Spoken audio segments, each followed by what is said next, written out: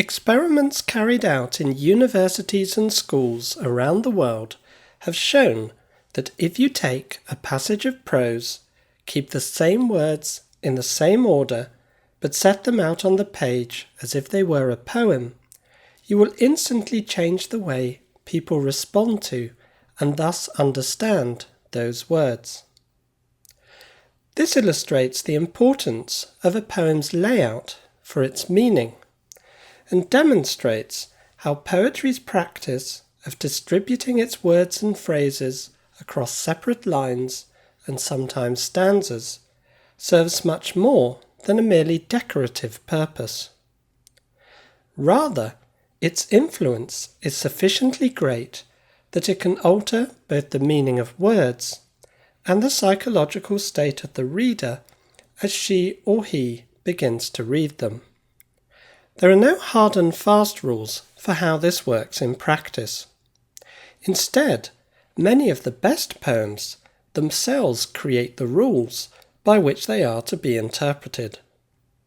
For this reason, we should always remain open to the possibility that two different poems could be using, say, lines of a similar length or stanzas of a similar structure to generate entirely different effects, and for entirely different reasons. Let us review, though, 4 fairly common ways in which poems use aspects of their layout to evoke certain thoughts, feelings, and associations in their reader, which they can then set about developing, exploring, or contesting in what they explicitly say. Strategy 1. If a poem is long, or if it employs very long lines, it may be using those qualities to awaken in us a sense of such ideas and emotions as freedom, openness, expansiveness, or ambition. Strategy 2. If by contrast a poem is short, or if it employs very short lines, it may be using those qualities to awaken in us the opposite sensation of limitation, confinement, caution, or privacy. Strategy 3. A poem that consists of lines and stanzas of irregular length, shape, and structure may be using those qualities to introduce order and regularity as two of the themes it sets out to explore. Strategy 4.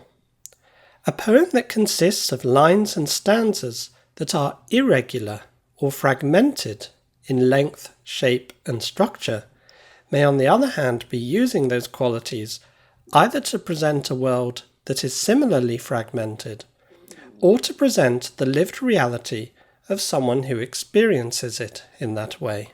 It is worth reiterating that a poem that consists of a sequence of very long lines may not explicitly be about such things as freedom or openness.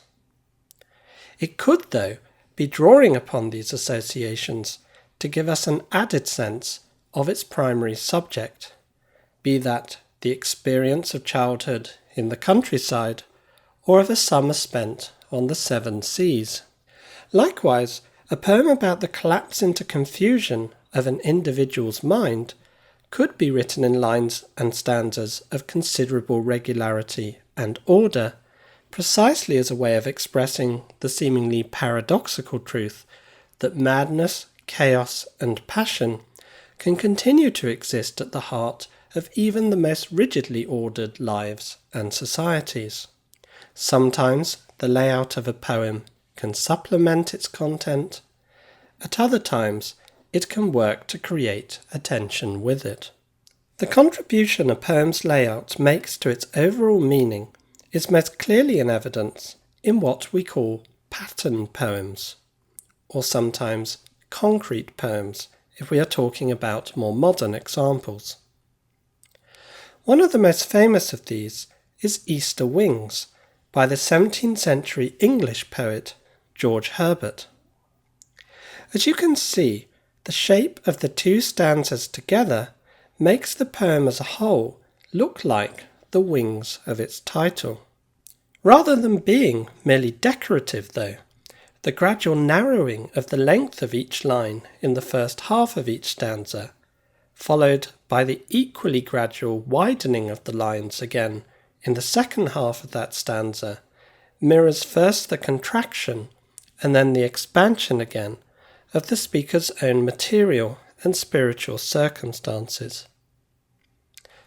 Let's see how this works in the first stanza. This begins with the longest line in the poem. Lord, who createst man in wealth and store. What this is saying is that God, when he first created mankind in a state of wealth and abundance. So this is why the line is long. The next line, though, tells us that humankind managed to lose or spend all of that wealth and abundance, though foolishly he lost the same. And because this describes loss or a reduction in abundance or wealth, the line is shorter. And so humans continue to fall further and further into degradation, decaying more and more, till he became most poor. So from a state of wealth and abundance, reflected by the long line, he ends up, quote, most poor, in a very short line. And now we begin, as it were, again. With thee, it's a short line because humans have been reduced, or this particular one, to nothing more than just the presence of God. But of course this is the block on which he can build something more expansive. He can rise again just as Christ rose at Easter. With thee, O let me rise as larks harmoniously. And this is where the wings become appropriate, because he's like a bird spreading its wings and launching himself out on a new life. And sing this day thy victories. Then shall the fall further the flight in me.